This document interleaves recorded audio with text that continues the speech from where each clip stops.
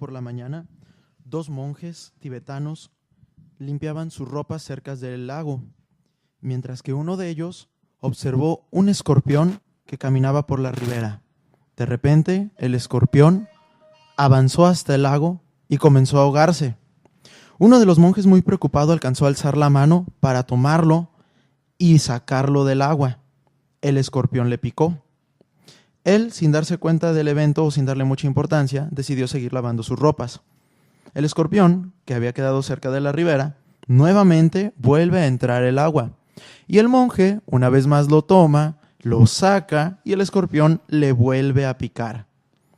Una vez ocurrido este evento, su compañero comienza a inquietarse. Y cuando ve que sucede por tercera vez, vuelve a sacar al escorpión, le vuelve a picar. Su compañero le pregunta: oye, ¿acaso no te das cuenta que es naturaleza del escorpión estarte picando cada vez que lo tocas? Y el monje le contesta: sí, amigo mío, pero tú no te das cuenta que mi naturaleza es ayudarlo. Hola, ¿qué tal? Muy buenos días. Soy el psicólogo Cristian González y el día de hoy vamos a abordar de manera emergente un tema suscitado con la catástrofe que acaba de ocurrir antier en la Ciudad de México. Como podrán notarlo quienes nos siguen a través de Facebook Live, el día de hoy no nos acompaña el maestro y mi buen amigo, el psicólogo Francisco Reyes. Él acaba de partir hace unos cuantos momentos como brigadista voluntario a la Ciudad de México. Le mandamos un caluroso saludo desde aquí y también muy buena suerte y enhorabuena que está contribuyendo con esta labor. Nuestro más sentido pésame a todos los que hayan perdido algún familiar, que hayan perdido algún patrimonio, o que hayan perdido algo significativo en esta catástrofe. Son momentos en los que la comunidad se solidariza, no importa de qué estado sean, se colabora con los víveres, se colabora con mensajes, se colabora con la calidez de la humanidad. Entonces, es necesario comentarles que el día de hoy teníamos programado la psicología del mexicano. No será así y el día de hoy estaremos abordando la psicología de la crisis en las catástrofes. Les repito, un tema emergente que se ha suscitado con lo que recientemente pasó. Quiero agradecer amablemente a todo nuestro auditorio que nos hace el favor de seguirnos y que nos hace favor también de seguirnos aunque nuestros temas cambien repentinamente. Agradecerle a nuestra compañera Cecilia Jiménez, que sin ella no sería posible esta transmisión. Nos apoya a transmitir en vivo desde las instalaciones de los Colores de la Discapacidad. Y el día de hoy me acompaña como coconductora Alejandra Villanueva, quien ya habíamos tenido el gusto de tenerla por aquí en alguna ocasión. ¿Qué tal, Alejandra? ¿Cómo estás? Buenos días. Hola, buenos días, Cristian. Estoy muy bien, gracias. Un placer estar aquí. Me alegra mucho que el maestro haya brindado su apoyo y, bueno, haberme permitido e invitado nuevamente a estar en el programa. Bien, también quiero agradecer a dos compañeras que nos acompañan aquí en el estudio, Valeria Velasco y Daniela Aguilar, que están aquí como parte de su formatividad académica, acompañándonos en esta entrevista que ha suscitado. Pues bueno, son momentos difíciles, momentos de consternación y momentos de bastante empatía. No es necesario que tengamos que vivir la catástrofe directamente, ni es necesario que tengamos que perder a un familiar directo para podernos solidarizar. Sin embargo, es necesario mencionar que en estos momentos la crisis colectiva, la crisis social, se vuelve un fenómeno contagioso. Y sin importar que se haya o no perdido a alguien, esta crisis puede atacar de manera importante a la mentalidad de las personas. Es por ello que se ha suscitado la necesidad de hablar de este tema. La crisis la vamos a poder encontrar en diferentes momentos. En este momento se encuentra ya bastante dispersa y en diferentes niveles, según las cercanías, según el tamaño de la pérdida, según la temporalidad o lo repentino con lo que se perdió la crisis. Y bueno, Cristian, en este caso, ¿cuál sería el periodo de crisis psicológico que podríamos observar o cómo definirías el concepto? Bien, es importante hacer una distinción entre crisis y trauma, ¿sí?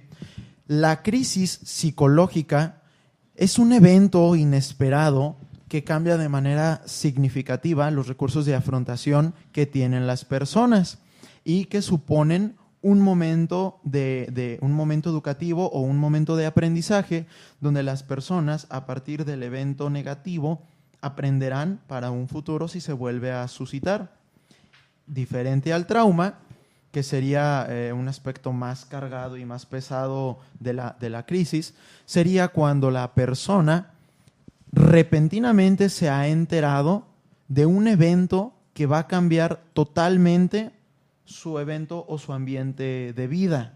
¿Sí? ¿Qué quiero decir con esto? En este caso del temblor que se suscitó en Morelos, en la Ciudad de México y en Puebla, la crisis podríamos verlo a nivel de las personas que aún no han perdido algún familiar o que no han perdido algún patrimonio, pero que les tocó estar dentro del agravante. Es decir, las personas que alcanzaron a correr, las personas que estuvieron grabando, las personas que estaban en la calle viendo cómo se derrumbaban, podríamos pensar que ellas están en un estado de crisis psicológica. Mientras que las personas que sí perdieron algún familiar, que tienen algún familiar todavía sin aparecer, que perdieron su patrimonio o que saben de algún amigo que no necesariamente es su familiar, pero que pudo haber perdido la vida o que todavía está en calidad de desaparecido, estas personas serán las que entenderemos como en estado de trauma psicológico.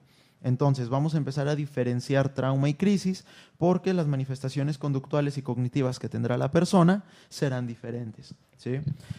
La crisis será fácil de trabajar en una psicoterapia con un profesional, mientras que el trauma será necesario además de la atención de un psiquiatra, además del psicólogo, o incluso, si hay complicaciones médicas, de un médico. ¿Sí? Entenderemos entonces a la crisis como un periodo más natural de la psicología y al trauma como un proceso multifactorial o multidisciplinario en su abordaje. Ahora, las secuelas del periodo de crisis. En este mismo tenor de lo que se está mencionando, debe de quedar claro que el abordaje de la crisis psicológica será más corto que el abordaje del trauma psicológico. Y ahí estamos hablando desde un periodo de crisis donde la persona tendrá que hacer recuento de los daños y adecuarse a nuevos hábitos de vida que se dan en promedio entre 21 días y 30 días en un humano normal, ese periodo de adaptabilidad a la crisis. Y un trauma donde pueden suscitar trastornos que pueden ser desde un trastorno depresivo mayor, una distimia o algún otro tipo de trastorno, un trastorno psicótico, que bueno, ellos podrán tener manifestaciones conductuales hasta 6 meses. Entonces, este cambio que suponen de temporalidad, tanto la crisis como el trauma, será lo que va a volver diferente el abordaje de uno y de otro. Es por ello que se decidió desde la Universidad de Guadalajara mandar brigadistas de los diferentes centros universitarios que profesionalmente puedan estar atendiendo en estos momentos de crisis. Es cierto que el voluntariado de los vecinos y el voluntariado de la comunidad ha sido importante y ha sido de gran ayuda, sin embargo, no podemos decir que sea una intervención profesional, ¿sí? No basta con que a la persona que está en un periodo de crisis se acerque al vecino, se acerque al familiar y le diga, ¿sabes qué? Todo va a estar bien, ánimo. Pues eso cualquier persona se lo puede decir y sin ánimos de querer ofender a las personas que están ayudando en este paliativo, pues no sería lo que la persona en crisis necesita o no sería la promesa que la persona en trauma necesita escuchar. Al contrario, en algunos casos, como lo veremos más adelante, puede resultar perjudicial estar escuchando promesas falsas o estar escuchando algo sobre el tema que no sea lo que la persona necesita. Bueno, yo tengo una pregunta acerca de esto. Es el periodo de crisis o la etapa de la crisis que pasa la persona, ¿puede convertirse en trauma? ¿Puede suscitarse de ahí? Sí, claro que sí. Una crisis no resuelta supone 3 momentos. El primer momento es la catástrofe, ¿sí? El estado de emergencia. El segundo elemento o momento es la temporalidad que va a tener el evento, y aquí lo podemos dividir en dos importantes momentos, que es el pre-catástrofe y el post-catástrofe. Generalmente, cuando abordamos estos temas, ya estamos en el momento post-catástrofe. El momento pre-catástrofe está hablando de la cultura de la prevención, simulacros y entre otro tipo de aprendizajes o habilidades que pueden adquirir las personas para hacerle frente al momento de emergencia. En el periodo postcatástrofe, como lo es ahorita, ya estaríamos hablando desde que ocurrió el evento hasta que la persona pueda sanar. El momento número 3 o la etapa número 3 de la catástrofe, de la crisis, perdón, comprende el momento de avance o retroceso del momento en el que se encontraba la persona durante la catástrofe. ¿A qué me refiero con esto? La crisis, como lo mencioné al principio, supone un momento de aprendizaje. Por lo tanto, de ese aprendizaje la persona puede aprender y desarrollar habilidades o puede aprender a tener miedo y a inhibir habilidades que ya tenía. A partir de ello es cuando una crisis se puede transformar en un trastorno fóbico, cuando una crisis se puede transformar en un trastorno depresivo, cuando una crisis se puede transformar en un trastorno maníaco.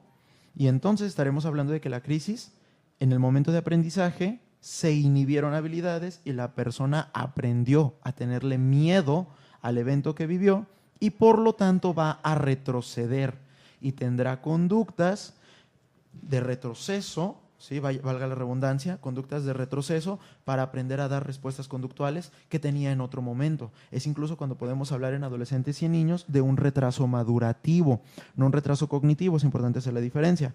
Un retraso madurativo. El retraso madurativo supone que la persona da respuestas conductuales que tenía antes.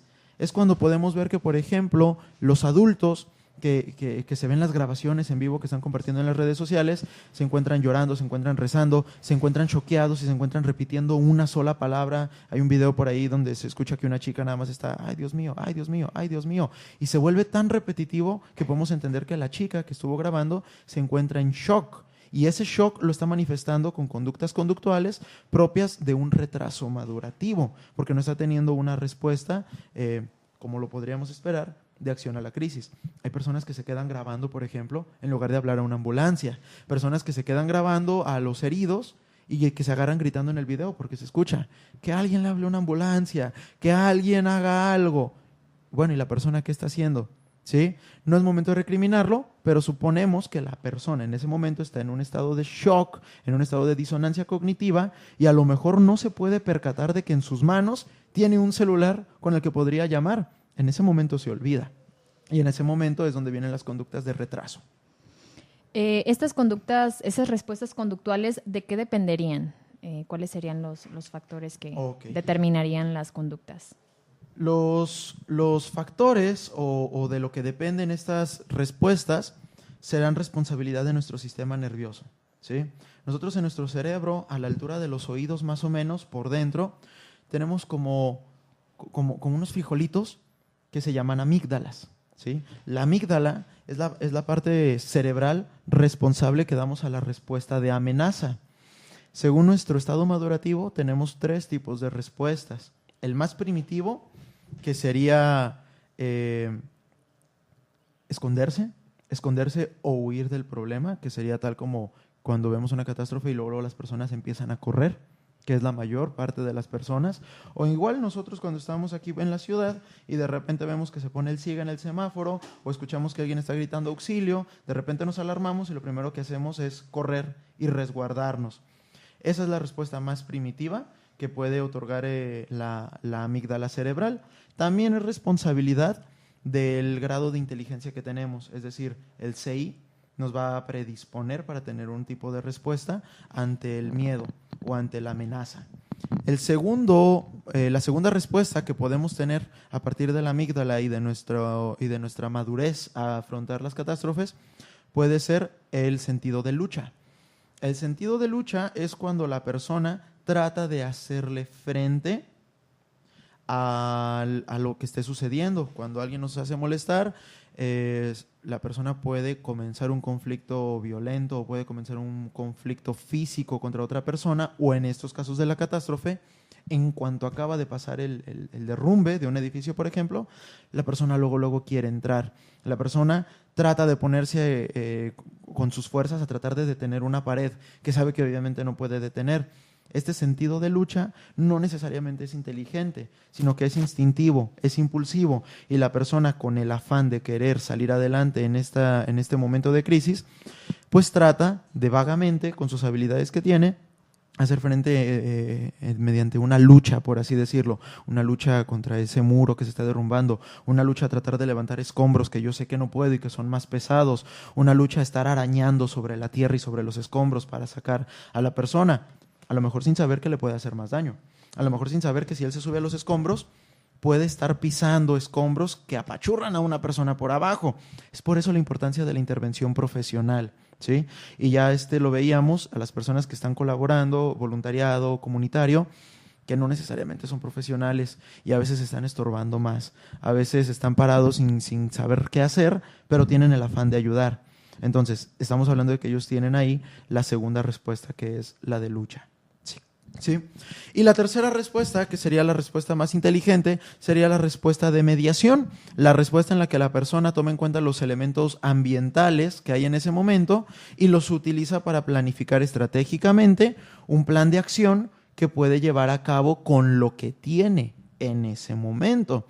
Por lo tanto, la respuesta más inteligente no sería luego irte a meter a un edificio que se acaba de derrumbar, porque no sabes si sigue una réplica, no sabes si ese derrumbe fracturó a un edificio y luego ese edificio se te va a caer a ti también encima.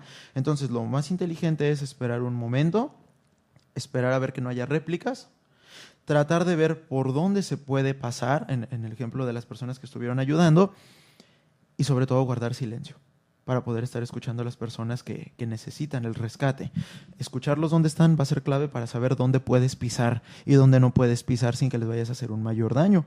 Regresando al ejemplo de aquí de la ciudad, un semáforo que se pone en siga, no voy a lanzarme corriendo luego por quererme salvar y no ver si ya viene un auto en el otro carril, que él no vio que yo iba caminando en la calle y me puede atropellar. O cuando la gente grita auxilio en la calle y se viene un momento de crisis o de psicosis colectiva y todo el mundo empieza a correr, bueno, pues primero necesito revisar cuáles son mis ambientes para saber a dónde voy a correr. No voy a correr directamente hacia el peligro, por ejemplo, que es lo que le pasa a varias personas que tienen el primer nivel de respuesta conductual, que es el de huida.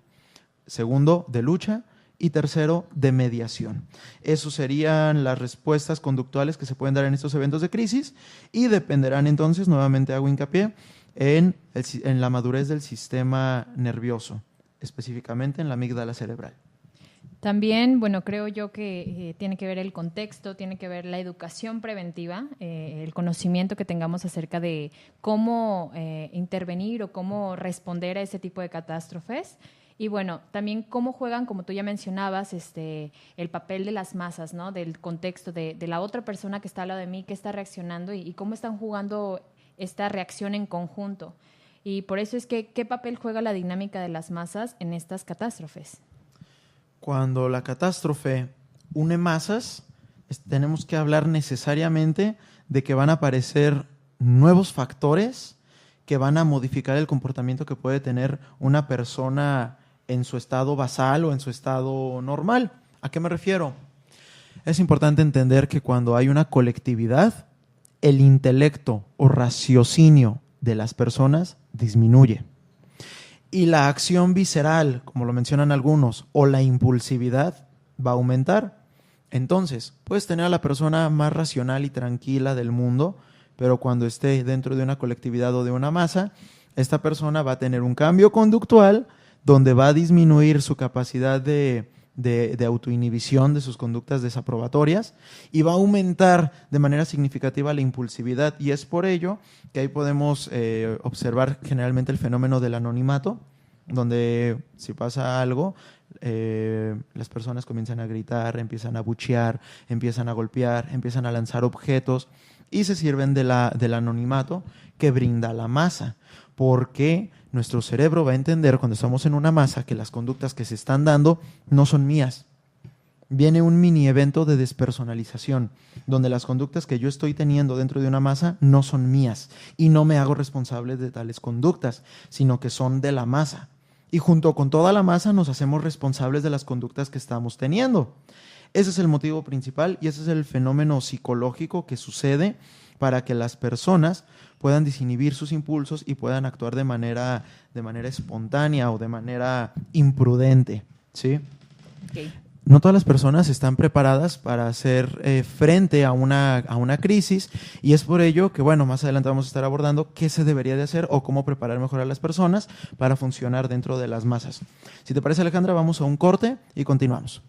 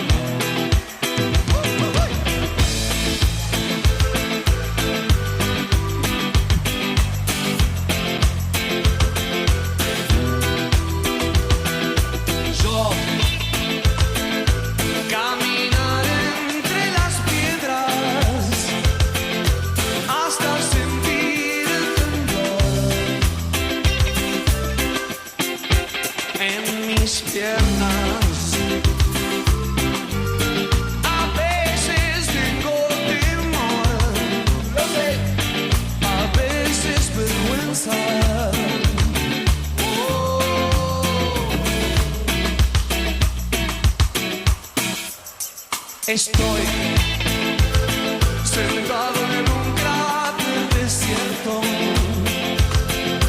sigo aguardando el temblor en mi cuerpo. Nadie me vio partir, lo sé, nadie me espera.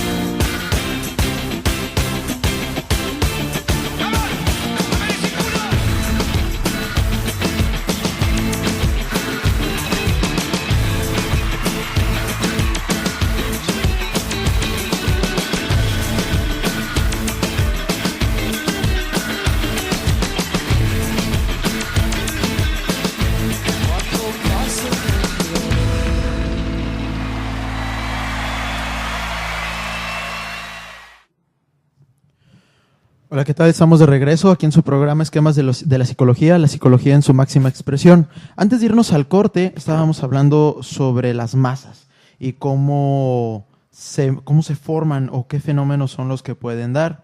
Estábamos hablando acerca de que en las masas, sin importar cualquier masa que sea, es importante mencionarlo, no solo en las de las crisis o de catástrofes. Incluso en las hordas de fanáticos se puede ver el mismo fenómeno que estábamos hablando sobre que el raciocinio disminuye y la impulsividad aumenta.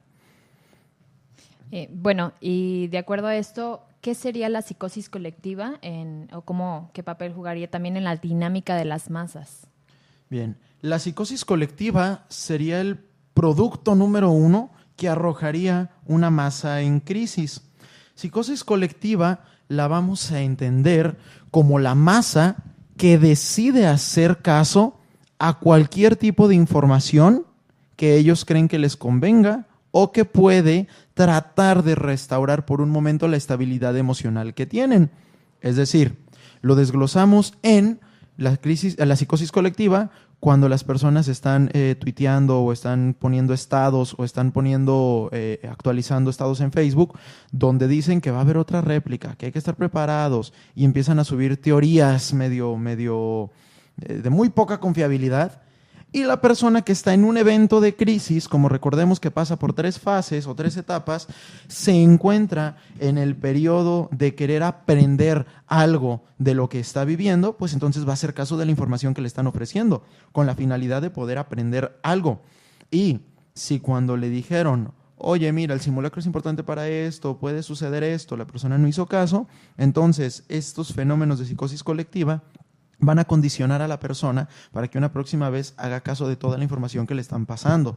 Ahora, como también está disminuyendo el raciocinio de las personas, hay gente sin escrúpulos, sin suficiente calidad moral o calidad humana, que después se ponen a alarmar a las personas sin ningún sentido. Escuchaba ayer durante los reportajes que el recuento de los daños que daban en las cadenas de televisión, que por ahí había varios mensajes que subían donde la gente escribía, está temblando otra vez, cuando no era cierto. Y eso pues claro que va a alarmar a las personas que no están ahí, que evidentemente saben que no está temblando, pero claro que van a alarmar a los familiares, a los conocidos o incluso a los mismos brigadistas que están trabajando sobre la ayuda a estas personas. Entonces esta psicosis colectiva se vuelve un fenómeno, así tal cual como la psicosis lo es en una persona, en un trastorno psicótico, vaya, donde la persona tiene alucinaciones, puede ver lo que no hay, escucha lo que no hay, huele, siente y toca lo que no hay. Bueno, la psicosis colectiva va a tener un fenómeno similar, donde las personas van a hacer caso de información que no existe. Una persona que sienta, hoy tembló, ¿escuchaste? ¿Sentiste? Perdón. La persona que está en una crisis va a decir, sí sentí, está temblando. Ya son 2 personas. Un tercero se les une. Atención, está temblando otra vez. ¿Sí? Y se va haciendo una cadenita hasta que un cúmulo significativo de personas afirman que está temblando cuando no estaba temblando. Eso va a enviar información a la demás masa y la masa va a adoptar una conducta similar. ¿Sí? Ahora, empiezan los mitos. ¿Sí? Los mitos. Como por ejemplo, ya veía yo por las redes sociales que estaban presagiando un nuevo temblor con mucho grado de anticipación. Y sabemos, científicamente hablando, que un temblor no se puede predecir con tanta premura de tiempo. ¿Sí? Un temblor se puede predecir 2 o 3 minutos antes de que suceda, que es como, por ejemplo, los sismógrafos, la capacidad que tienen de detectar un movimiento de una placa tectónica antes de que suceda. Entonces, en la psicosis colectiva, la gente empieza a decir, no, es que va a temblar dentro de un mes, es que hay una alerta de tsunami que va a pasar dentro de 1 mes y medio. Y bueno, realmente la gente se enfada cuando no les hacen caso a su psicosis colectiva, porque hay que recordar, igual que una persona que está en psicosis individual, la persona psicótica se enoja cuando no le hacen caso. ¿Sí? El psicótico que te dice, es que yo escuché a mi familiar fallecido que vino a despedirse de mí, y tú lo cuestionas o no le crees, se va a enojar y probablemente puede arremeter violentamente contra ti. Este fenómeno lo podemos ver en las redes sociales con la psicosis colectiva, de este tipo de informaciones que se están divulgando por ahí y que no les creen o las debaten con argumentos científicos.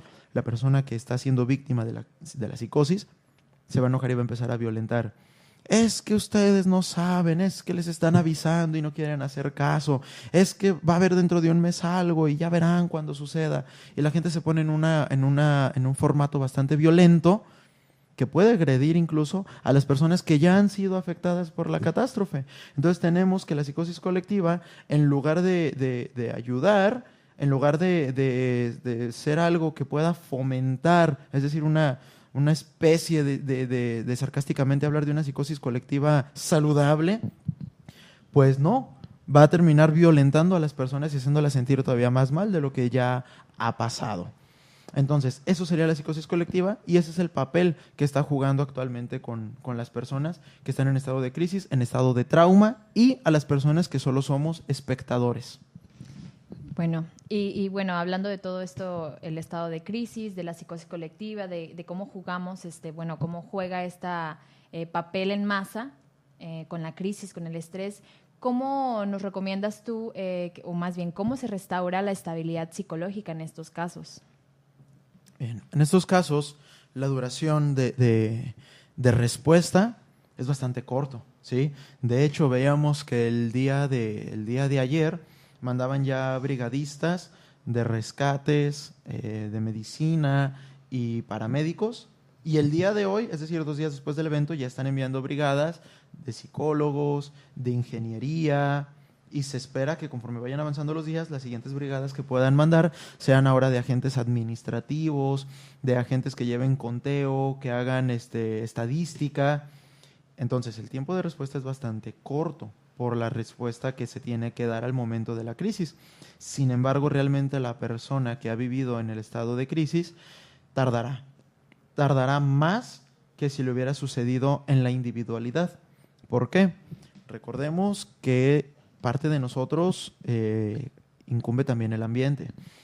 Y si el ambiente que estoy viviendo es estar recordando lo que estuvo pasando, es decir, es estar platicando con gente que su tema de conversación va a ser: lo perdí, no lo hallo, ayúdenme, ¿qué va a pasar con mi casa? Y luego mi ambiente se convierte en ver los escombros de mi casa derrumbada y estar recordando lo que vivía en esa casa, ¿sí? Imagínate tú, un niño, el trauma de ver su cuarto derrumbado, algunos recién casados que acaban de comprar su casa y que se fueron a vivir juntos, derrumbados, ¿sí? Personas de la tercera edad que vieron generaciones crecer en esas casas, derrumbados. Entonces imagínate tú el impacto del ambiente, porque esos escombros no se van a recoger en un día, ni en una semana. Entonces, será un ambiente de estarle recordando a la persona afectada lo que sucedió, ¿sí? Y más a las personas que ya están en estado de trauma, diferente al de la crisis, donde además de eso tienen que estar velando a un familiar o a un ser querido en una carpa, ¿sí? De estar velando al lado de donde están haciendo labores de rescate. Esto se vuelve bastante intenso, no nomás para la persona que lo está viviendo, sino para quienes lo rodean, porque la persona que tiene un familiar desconocido, claro que va a tener otros pseudomomentos de crisis donde va a decir: no lo hallo, ese podría ser yo podría estarlo velando, ¿sí? Yo pude ser el que se quedó adentro, ¿por qué no me quedé yo y él siguió vivo? ¿Sí? Y todo este tipo de comentarios a los que están expuestos las personas en el escenario de crisis, claro que van a infundir y van a adoptarlos las personas en el hecho de querer ser solidarios, ¿sí? En el hecho de querer dar un paliativo a la persona que está al lado. Lo único que van a hacer va a ser estar contagiando de más de este tipo de contenidos a las personas que están ahí. Por lo tanto, para restaurar la estabilidad psicológica, sí va a ser de gran apoyo las brigadas de intervención en crisis que mandaron, pero sí será importante que las personas que están en ese momento, en estos estados de Puebla, Morelos o México, entiendan que será una intervención en crisis breve y rápida. Vamos a tratar de hacer que la persona pueda centrarse y pueda aumentar más su capacidad de racionalidad y que disminuya un poco menos lo de la emotividad. ¿Para qué? Para que pueda trabajar de mejor manera en el momento de la misma crisis. A lo que me refiero es a un dicho muy coloquial que dicen: pensar con cabeza fría. ¿Sí? Este dicho se refiere a que, bueno, estás en la crisis, ya pasó, está sucediendo, tienes que tomar decisiones, ¿sí? Las decisiones que sean desde algún consumo de medicamentos, la búsqueda de los familiares, saber si me muevo o no a otro lugar, saber si le llamo a familiares que están en otros estados que me puedan brindar la mano, son decisiones que tengo que tomar. Entonces, esas decisiones pueden o tienen un mejor pronóstico de salir bien cuando está más racional la persona que cuando está más emotiva. Por lo tanto, es necesario que la persona sepa que este tipo de ayuda que se le está brindando es para actuar sobre la misma crisis, ¿sí? Después de esto, si la persona quiere restaurar totalmente su estabilidad psicológica, sería totalmente necesario que acuda a un proceso psicoterapéutico individual y no de intervención en crisis. Sería individual donde la persona va a poder, tal vez desde un paradigma cognitivo-conductual, resignificar la experiencia, desensibilizar en caso de que haya aparecido alguna fobia, aceptación y compromiso en caso de que que esté atravesando por un duelo, etcétera. Son procesos psicológicos que por su naturaleza tardan más y que no es parte de la intervención en crisis. Sí es muy necesario que toda la persona que nos están escuchando entiendan que no porque están atendiendo a las personas en crisis significa que les están dando una psicoterapia y que ya con eso van a estar bien. No, es un proceso diferente, ¿de acuerdo? Entonces, para restaurar la estabilidad psicológica, se vuelve necesario acudir a psicoterapia, se vuelve necesario que se pueda restaurar el ambiente y que dejen de aparecer contenidos bochornosos o morbosos, y será muy necesario que también las perspectivas de la psicología social apuntan a lo siguiente.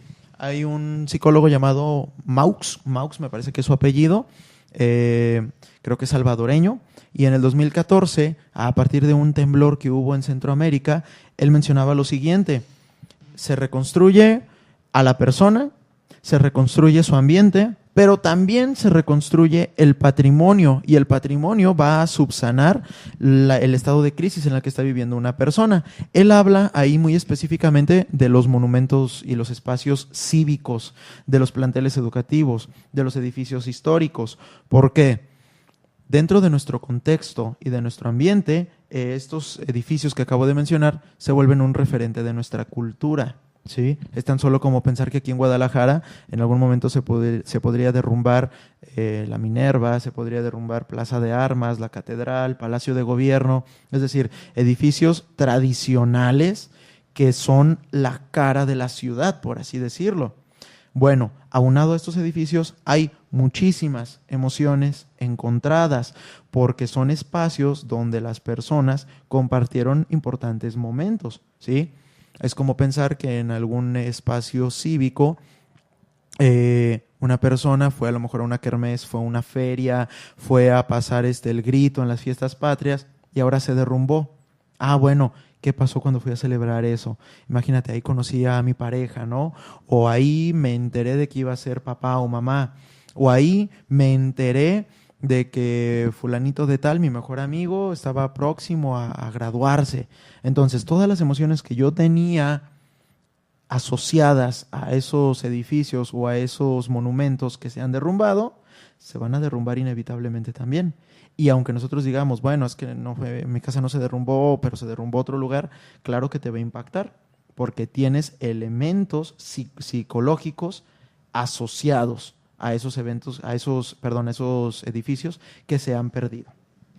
Y bueno, de acuerdo a esto, ¿cómo nosotros como testigos, como personas observadores, podríamos decir, podríamos ayudar a no generar una psicosis o a restaurar incluso la estabilidad psicológica de la persona? O sea, me refiero que no ayudarla, en vez de perjudicar a la persona que está sufriendo, o más bien que está en un periodo de crisis, ¿cómo podríamos beneficiar que se restaure la estabilidad psicológica? Bien, para restaurar esta estabilidad psicológica, nosotros podemos abonar desde lo que sabemos, ¿sí? No vamos a jugar, estoy hablando en el sentido de que sean brigadas comunitarias o sea un apoyo comunitario como los vecinos. No voy a jugarle al psicólogo, no voy a jugarle al paramédico, ni voy a jugarle al ingeniero si no lo sé. Y es muy importante que, aunque suena duro, las personas entiendan esta situación. Si yo no tengo conocimientos no tengo por qué estar tratando de subsanar algo que tal vez pueda perjudicar más. Y es importante entender también que las personas no lo hacen con una mala intención, pero pueden perjudicar más de lo que están ayudando. Por lo tanto, ¿cómo voy a ayudar yo? Bueno, si estoy a un nivel comunitario, voy a ayudar escuchando a las personas, pero si no sé o no tengo nada que decirles, mejor no digo nada. La persona en crisis no necesariamente necesita estar escuchando algo. La persona en crisis necesita estar hablando, desahogándose, gritar, llorar, cantar si lo requiere. Pero la persona en crisis no necesariamente necesita escuchar a una persona, y menos cuando no es un profesional, ¿sí? Las personas también las vamos a apoyar, puede ser desde el nivel más básico en nuestra ciudad, como pueden ser los donativos, puede ser dando de nuestro tiempo como profesionistas colaborando, pero también puede ser psicoeducando a las personas que están alrededor o a los alrededores de donde estuvo la catástrofe, ¿sí? Es verdad que no se derrumbó toda la ciudad, fueron en puntos muy específicos donde sucedieron los derrumbes y las mayores catástrofes. Pensemos que somos gente que vive en el Estado de México, en Morelos o en Puebla, donde no hubo repercusiones del temblor. ¿Qué voy a hacer? Voy a estar choqueado, ¿sí? No sé si ir a ayudar, no sé si hacer memes y compartirlos, porque ya sucedió, ¿eh? O sea, no había pasado ni unas 3 horas y ya había lamentablemente memes y humor negro en las redes sociales. Entonces, yo que no lo viví, pero que estoy y que formo parte de la comunidad, ¿cómo los voy a ayudar? ¿Sí? Definitivamente sería no enviando información incorrecta que pueda fomentar a la psicosis colectiva, o no dándoles información esperanzadora que no necesitan, o no dándoles información demasiado optimista que pueda sentir la persona que se están burlando de ella en lugar de ayudarle. Vamos a un corte y regresamos.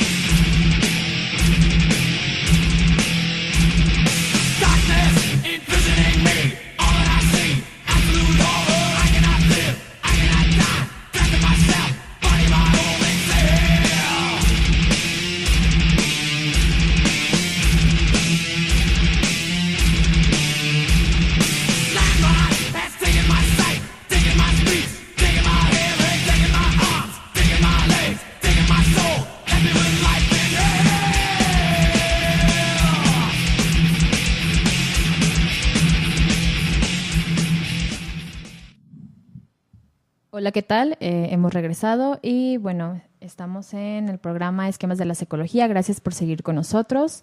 Hablábamos de la psicología de la crisis con mi compañero Cristian. Cristian, ¿cuánto tiempo tarda la persona en recuperarse de la crisis de una catástrofe?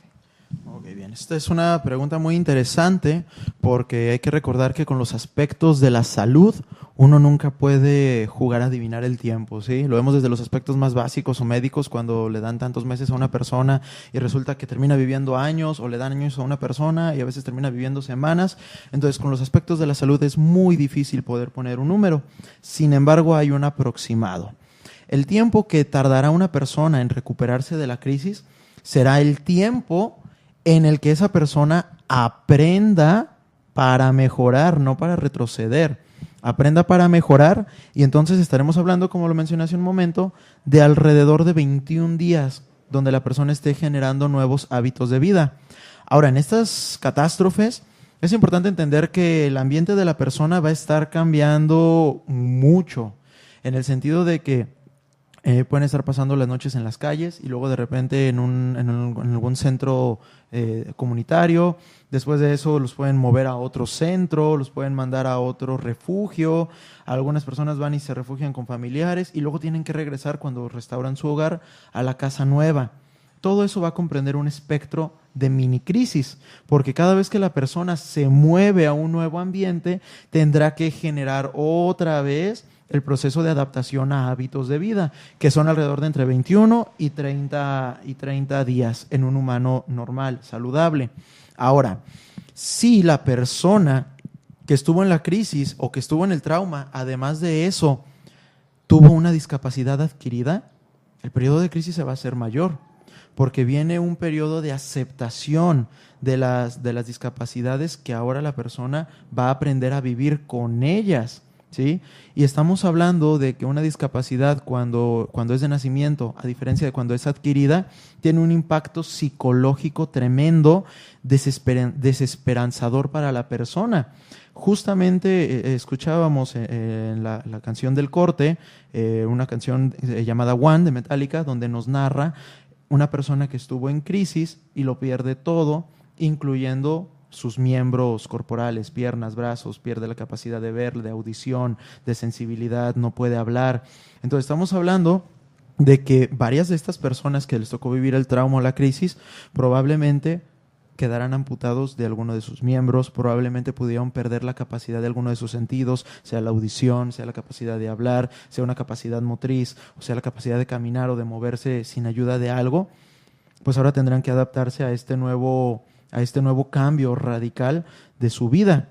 En estos casos, la crisis podrá comprender hasta 6 meses, que sería lo que podría suceder en caso de ya atenderse desde este momento. Si no se atiende desde este momento, obviamente el tiempo será más.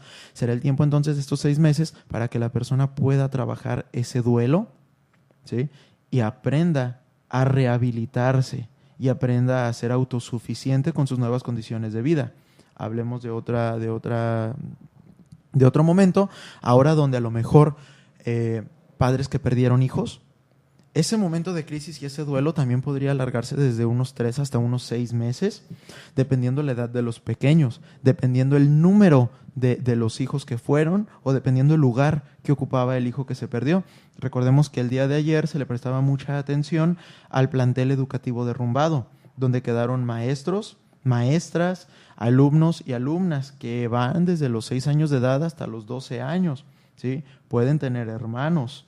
Los maestros o maestras pueden tener pareja que los están esperando afuera. Los maestros o maestras pueden tener hijos que los estén esperando afuera. Entonces estamos hablando de padres que tendrán que afrontar un duelo, ya sea si su hijo quedó con alguna discapacidad adquirida o en el peor de los casos fallecido, y viceversa. ¿Qué va a pasar con el periodo de crisis de los menores de edad que ahora quedan huérfanos? ¿Sí? Ese periodo de crisis es de los más largos porque recordemos que dependiendo la edad del infante, no tiene una personalidad concreta ya establecida. Por lo tanto, entre más chico sea, esta crisis o este trauma se puede alargar hasta años en lo que desarrolla habilidades para hacerle frente a la vida solo. A pesar de que tenga familiares o a pesar de que pueda quedar en un hospicio, nunca va a ser lo mismo. Y regreso al tema de lo adquirido con lo nacido, a una persona que fue huérfana desde nacida, a una persona que ha quedado huérfana en un evento, y en un evento catastrófico de alto impacto, ¿sí? Entonces estaremos hablando de que puede ser hasta más de un año o hasta 2 años en recuperarse este periodo de crisis o de trauma en menores de edad. Otro tipo de población que aparece también aquí, nos estaríamos refiriendo ahora a una diferencia de géneros, hombres y mujeres. Es verdad que viven el periodo de crisis de manera diferente. Es tan fácil como recordar en uno de nuestros programas pasados donde estábamos hablando de la depresión, la cifra nos daba de que los eventos psicóticos por depresión son de 3 a 1 en la población mexicana, es decir, por cada 3 hombres que van a desarrollar un evento psicótico a partir de una catástrofe o una crisis, solamente una mujer lo hará. ¿Qué nos quiere decir o qué nos da a entender el hecho de que las mujeres tengan mayor habilidades de afrontamiento ante las situaciones de catástrofe? Bueno, que socialmente y culturalmente nuestra psicología del mexicano, que ya lo estaremos abordando la siguiente semana, nos hace entender cómo es posible que se permita a una mujer que pueda llorar, que pueda gritar, que pueda incluso estar rezando en ciertos momentos o en momentos que no son adecuados, y a un hombre no se le va a permitir, porque a pesar de la catástrofe no se pierde esta cultura machista absurda de decir los hombres no lloran, tú no puedes estar llorando, tú eres el pilar de la casa, tú tienes que ponerte las pilas y salir adelante, toda tu familia está reposando sobre ti. Entonces eso hace que el hombre en este sentido tenga más probabilidad estadística de disociarse, de llegar a un evento psicótico o de padecer un trastorno depresivo por todo lo que se tiene que guardar o por la figura que tiene que aparentar ante estos momentos de crisis o de trauma. Cristian, ¿cuáles serían los mitos que se desprenden gracias a estos eventos? Bien, va a haber de todos colores y sabores. Sí, va a haber de todos colores y sabores, porque bien van a comenzar con los básicos, que sería, número 1, la psicosis colectiva, de que va a volver a temblar y que aunque la comunidad científica no lo quiera aceptar, va a volver a temblar. Y bueno, esos son mitos que van saliendo, porque como ya te lo había mencionado, no se puede saber con tanta premura de tiempo si va a temblar o no. Otros de los mitos que pueden desprenderse de estos eventos sería que la persona que vivió la crisis va a estar fortalecida y se va a ir haciendo insensible ante otras catástrofes. Esto es mentira. Una persona sí bien puede salir fortalecida y sí se puede insensibilizar, o bien puede hipersensibilizarse, es decir, puede salir con más miedos, más alerta, más paranoica de un evento de esta magnitud. Entonces es un mito que la persona va a salir fortalecida. Otro mito, que todo lo contrario, ¿no? Que los que viven estas catástrofes van a desarrollar miedos y fobias a cualquier situación. Es un mito también, porque sí es verdad que alguna parte de esa población va a ser proclive a desarrollar una fobia cuando escuche un crujir o un sonido fuerte, pero va a haber otra persona que va a continuar con su vida normal, no necesariamente va a desarrollar fobias ni miedos. Mitos sociales, y es importante también porque ya lo he escuchado, en estos 2 días que acaba de suceder, yo ya he escuchado que en los centros de acopios, donde mandan los víveres, la gente empieza a decir, es para los partidos políticos, no se los van a dar, se los llevan a alguien más. Bueno, si tanta preocupación tienen por querer ayudar y que no se los vayan a dar a un partido político a alguien más, pues presten de su servicio y vayan ustedes mismos a llevárselos. Se darán cuenta que cuando surgen estas campañas, quienes empiezan a desarrollar estos mitos, generalmente gente pesimista que busca minimizar el impacto y que busca estar ganando tal vez audición o auditoría en estas redes sociales, pues será gente que a lo mejor ni siquiera está colaborando y gente que ni siquiera sabe cómo se lleva una brigada de apoyo, ¿sí? Yo creo que quienes tienen familiares que están yendo a apoyar como brigadistas profesionales podrán comentarles más acerca de la realidad que se vive. Las personas que están ahí en los centros de acopio es gente que no le están pagando, es gente que está yendo altruistamente a dedicar un poco de su tiempo a ayudar, ¿sí? Entonces hay que quitarnos de esos mitos de que es para popularizar a tal candidato, etcétera, etcétera. Eso sería otro de los mitos que pueden surgir. Muy bien. Bueno, regresando a esta pregunta, ¿cómo debería actuar una persona que desea contribuir a la mejora de otra persona en crisis? Bien, la persona va a actuar llevando a su familiar con un profesional, a las brigadas, ¿sí? Repito lo que había mencionado hace un momento, si yo no tengo los conocimientos, no tengo a nada que estarle jugando al profesional ahí. Y desde los aspectos psicológicos, que son los que nos competen, hasta los aspectos médicos donde puede haber un traumatismo y de no, que yo me sé la de torniquete, ¿no? Y te amarro el brazo y eso puede generar una posible amputación después. Si yo no lo sé, llevo a la persona con la que lo sepa, pido ayuda, pido auxilio, pero una persona debería de actuar éticamente bajo lo que sabe y lo que no sabe. No el hecho de que acepte que no sabe cómo actuar en crisis no lo va a degradar como persona ni lo va a hacer menos importante, que a veces es a lo que se les tiene miedo. No, actuar de manera inteligente, limitándome a lo que sé hacer y lo que no sé hacer, va a hacer que tenga un mejor pronóstico de recuperación la persona con la que estoy actuando. Ahora, deberán también las personas, insisto una vez más, de no estar dando falsas esperanzas y de no estar teniendo falsa compasión con las personas. La falsa modestia y la falsa compasión en estos momentos de crisis lo que hacen es aletargar más a la persona que ha vivido la crisis, porque la persona se va a sentir que todo mundo la compadece y que todo mundo le tiene lástima y que todo mundo está ahí para ella, cuando realmente a veces se dice de dientes para afuera, ¿sí? Lo mejor es decirle a la persona, a ver, mira, esta es la realidad, esto sucedió y tú eres ahorita esta persona en este momento. ¿Qué aprendes de ello y qué acciones vas a tomar en consideración? ¿Sale? Eso debería de ser la manera ética en la que una persona debería de actuar bajo estos momentos de crisis. Muy bien. ¿Algo, Alejandra, que quisieras agregar? ¿Algún comentario que quisieras agregar? Bueno, yo también uso las redes sociales, entonces también recomendaciones, no crear esta psicosis, no buscarla, tratar de ser tranquilos, no compartir información innecesaria y que no sea verídica. Entonces yo creo que es una forma de aportar la tranquilidad, la paz que ahorita México está buscando gracias a estas catástrofes. Así es, no compartir, me quedo con eso, Alejandra, no compartir más psicosis colectiva de la que ya hay. Y bueno, recordarles que el próximo jueves 28 estaremos hablando ahora sí del tema que les debimos hoy, que es la psicología del mexicano y que yo... Ok, Carlitos Colunga, te mando un saludo, hermano, que estés muy bien, gracias por tus saludos. Entonces, el próximo jueves 28 estaremos abordando la psicología del mexicano, que yo creo que estará fuertemente relacionado a este suceso que acabamos de vivir.